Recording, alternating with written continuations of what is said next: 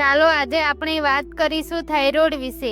થાઇરોઇડની સમસ્યા આજકાલ ખૂબ જ વધી ગઈ છે અને મહિલાઓમાં આ સમસ્યા વધુ જોવા મળે છે।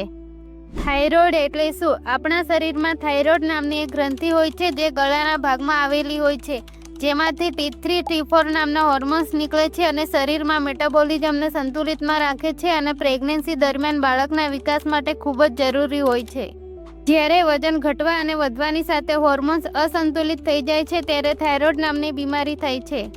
થાઇરોઇડના બે પ્રકાર હોય છે, એક છે હાઇપરથાઇરોઇડિઝમ અને બીજું છે હાઇપોથાઇરોઇડિઝમ।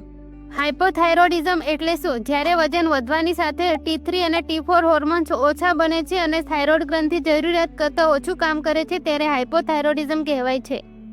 હાઇપોથાઇરોઇડિઝમના લક્ષણની વાત કરીએ તો વજન વધવું, વાળ ખરવા, ડિપ્રેશન, ઊંઘ વધારે આવી, ભૂખ ઓછી લાગવી, હાર્ટબીટ ઓછી હોવી, કબજિયાત, અનિયમિત માસિક આવવું, વધારે થાક લાગવો, સાંધામાં દુખાવો।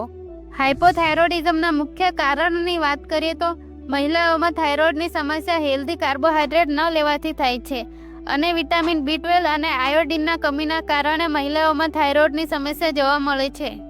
હાઇપરથાઇરોઇડિઝમ એટલે શું? જ્યારે વજન ઘટવાની સાથે T3 T4 હોર્મોન્સ વધારે માત્રામાં બને છે અને થાઇરોઇડ ગ્રંથિ જરૂરિયાત કરતાં વધારે કામ કરે છે તેને હાઇપરથાઇરોઇડિઝમ કહેવાય છે। હાઇપરથાઇરોઇડિઝમના લક્ષણોની વાત કરીએ તો વજન ઘટવું, વાળ ખરવા, ભૂખ વધારે લાગવી, ગભરામણ થવી, બેચેની થવી, ઊંઘ બરાબર ન આવી, હાથમાં ધ્રુજારી આવી, અનિયમિત માસિક આવવું અને હાર્ટબીટ વધારે હોવી। થાઇરોઇડના મુખ્ય કારણો જોઈએ તો વધારે પડતા તણાવના કારણે પણ થાઇરોઇડ થઈ શકે છે, આયોડિનના કમીના કારણે અને અમુક દવાની સાઇડ ઇફેક્ટના કારણે પણ થાઇરોઇડ થઈ શકે છે।